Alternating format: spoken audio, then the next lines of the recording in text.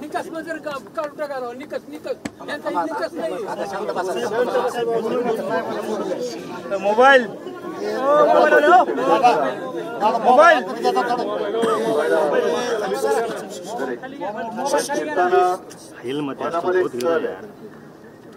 की आज माझ्या हातामध्ये काही नाहीये, मी फक्त तुम्हाला धीर देऊ शकतो, बाकी काही देऊ शकत नाही आता. पण एक गोष्ट नक्की की हातात काही जरी नसलं तरी आपल्या सगळ्यांमध्ये आत्मविश्वास आहे आणि त्या आत्मविश्वासाच्या जोरावर या सरकारला आपण नमवू शकतो. ओम दादा, तुम्ही जो उल्लेख केला की कोणी न मागता मी कर्जमुक्ती केली होती, माझं कर्तव्य होतं आणि मी त्याची जाहिरात नाही केली. कधी मी असं फिरलो नाही, केलं की नाही, झालं की नाही, मिळालं की नाही, म्हणजे मी असं कोणी काय उपकार केल्या अशा भावनेत फिरलो नाही.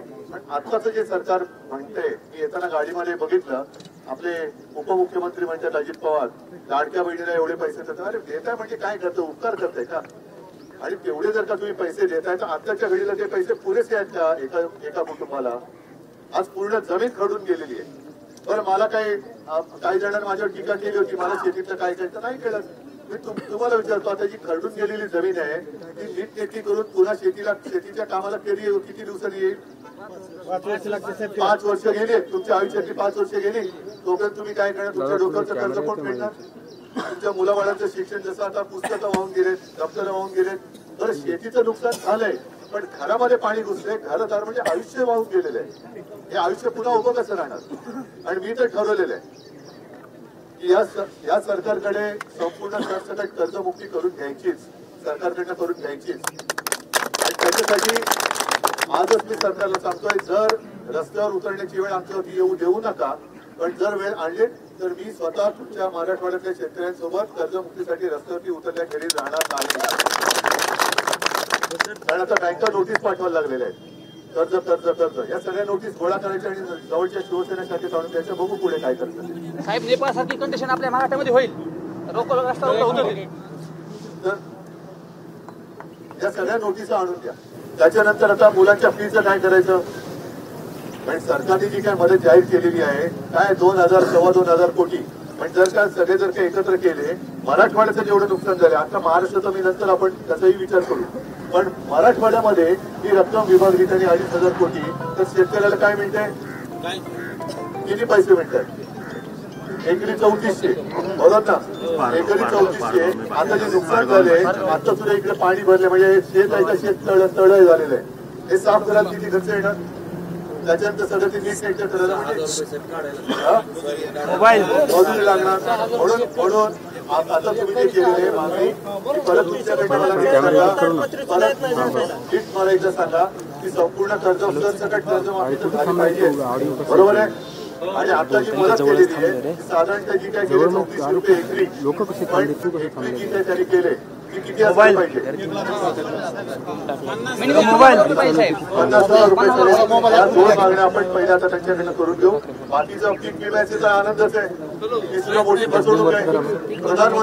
प्रधानमंत्री खरं म्हणजे आता त्यांनी मराठवाड्याचा दौरा केला पाहिजे. पंतप्रधान आता मराठवाड्यात आले पाहिजे. आता तो जो काय उत्सव करतात ना, हे बघा इकडे कसा आक्रोश चाललेला आहे. पंतप्रधान, त्यांना मी आज तुमच्या माध्यमातून या सगळ्यांना आमंत्रण देतोय, मराठवाड्यात या शेतकऱ्याचं माझं जे काय आश्रय पुसा आणि केंद्रातनं भरघोस मदत माझ्या महाराष्ट्रातल्या शेतकऱ्याला करा, ही माझी मागणी तुमच्या सगळ्यांच्या वतीने मी देशाच्या पंतप्रधानांना करतो. या सगळ्या गोष्टी करू. जसं मी सांगितलं की जर रस्त्यावर उतरण्याची वेळ आली तर मी तुमच्या सोबत खांदा लावून रस्त्यावरती उतरण्याची वेळ राहणार नाही. पण तुमच्याकडनं मला एक वचन पाहिजे. येणार? काय वचन? मला एकच वचन पाहिजे. आत्महत्या करण्यात म्हणा मंजूर आहे? कारण हे बघितल्यानंतर कासावीस होतो, घरं उघडी पडतात. घरातला पती असेल, वडील असतील, निघून गेल्या तर कृपा करून खचून जाऊ नका, आत्महत्येचा विचारही मनाला शिवू देऊ नका. आणि तुमच्या माहितीत असं जर कोणी कुठे असेल तर त्याला मध्ये आम्ही तुमच्या सोबत आहोत.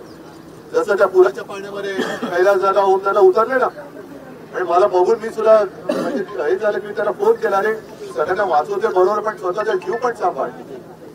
तर हे असे सगळे तुमच्या मदतीला धावून येणारे सैनिक आहेत, तुम्ही त्याची काळजी करू नका. तुमच्या मागण्यांना आपण पूर्ण करून घेण्याचं जे काय काम आहे ते करून आपण घेऊ, म्हणजे घेऊच, फक्त तुम्ही धीर सोडू बाकी अनेक गोष्टी काही जण ए भाई, तुला काय सांगतोय मी? शेळ्या वाहून गेले, ज्यांच्याकडे गुरं आहेत त्यांना खायला घालायला कडबा नाहीये.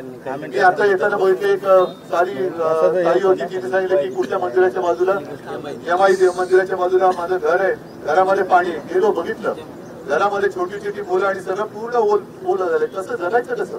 म्हणजे घरात चिखल झालंय. शेतीचं तर झालेलंच आहे, शेतकऱ्याला कर्जमुक्ती तर झालीच पाहिजे, कर्जमाफी झालीच पाहिजे, पण यांचं घरदार उद्ध्वस्त झाले. त्याची सुद्धा काहीतरी एक भरपाई मिळाली पाहिजे ना. भरपाई म्हणजे काही उपकार नाहीये, पुन्हा एकदा उभं राहायला पाहिजे. आणि त्यासाठी आज तुम्हाला मी दिलासा द्यायला आलेलो आहे. खंबीर राहा, शिवसेना तुमच्या सोबत आहे, काही काळजी करू नका. सरकार किती जरी मस्तीत वागलं तरी त्याला झोपवण्याची ताकद आपल्या सगळ्यांमध्ये आहे. ती ताकद गमावू नका. सगळ्यांना फक्त एवढंच सांगतोय, परत सांगतोय, हात जोडून आत्महत्येचा विचार मनात सुद्धा आणू नका. सगळ्यांना बस वाघासारखं राहायचं. संकट येईल, संकट जाईल, एकमेकाचा हात हातात धरून संकटातून बाहेर पडू. जय महाराज.